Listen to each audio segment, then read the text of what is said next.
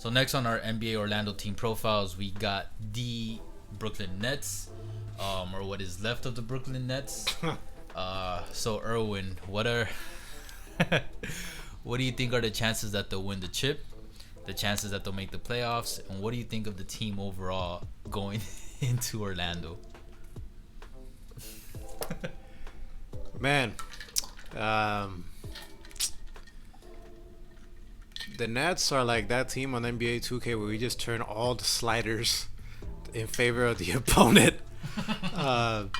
Dude, there's nothing left on the Nets, man. I mean, KD is still recovering. Kevin Durant is still recovering from the injury last year. Kyrie Irving is injured as well. DeAndre Jordan, he tested positive. If I'm not mistaken, he tested positive for Corona, or for safety reasons, he's opting not to go. Spencer Dinwiddie, for sure, he tested positive for COVID-19, Corona, and he's not going to go as well. And if I'm not mistaken as well, Wilson Chandler opted not to go as well to spend more time with your family.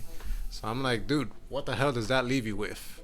Mm-hmm. Not much. Maybe like I think if you put the G League team with the Nets, if they have one, we'll have a better chance of competing for a championship than how the Nets are currently constructed right now.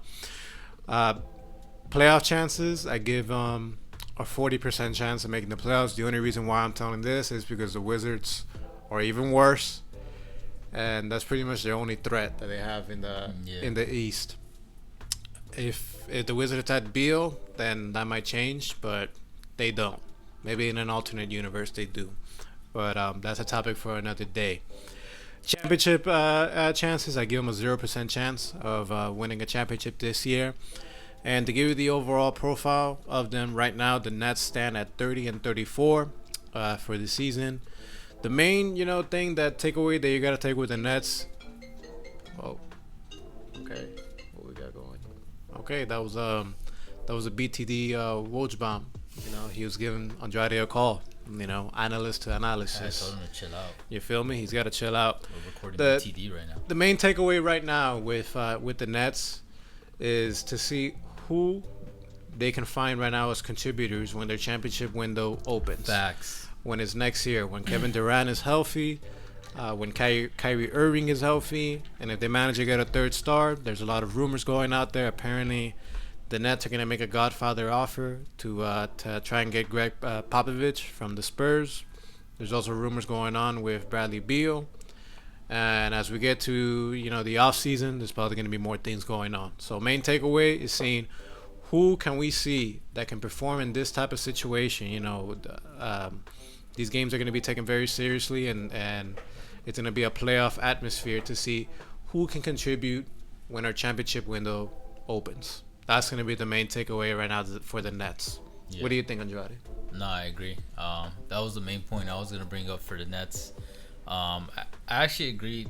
This is the first time I think I say this, but I'll give them a 0% chance of winning the championship. About time. And the main reason is because they don't even have Kyrie.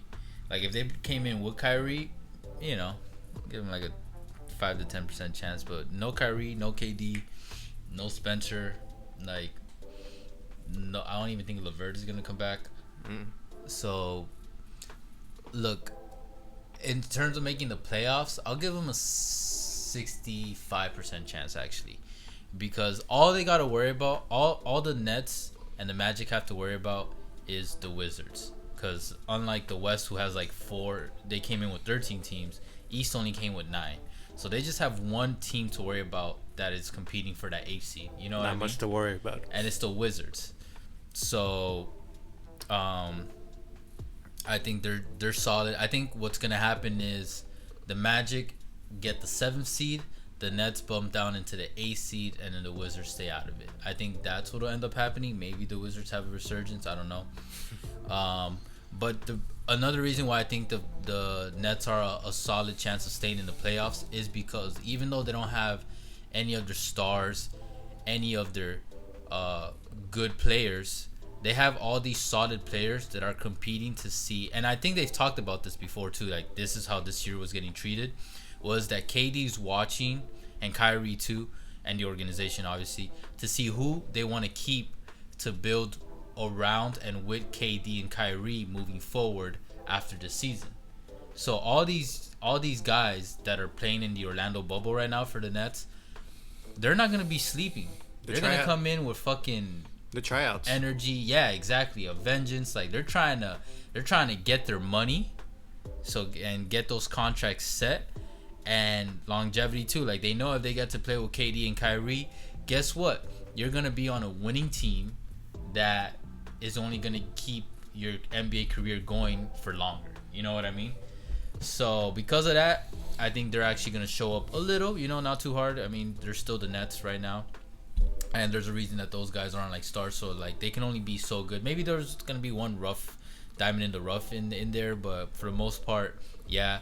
So that's the Nets in my book. Like, yeah, they're gonna be in the playoffs. Yeah, they'll be cool to watch to see who's gonna play with KD and Kyrie in the next few years. But that's where the chapter ends for them.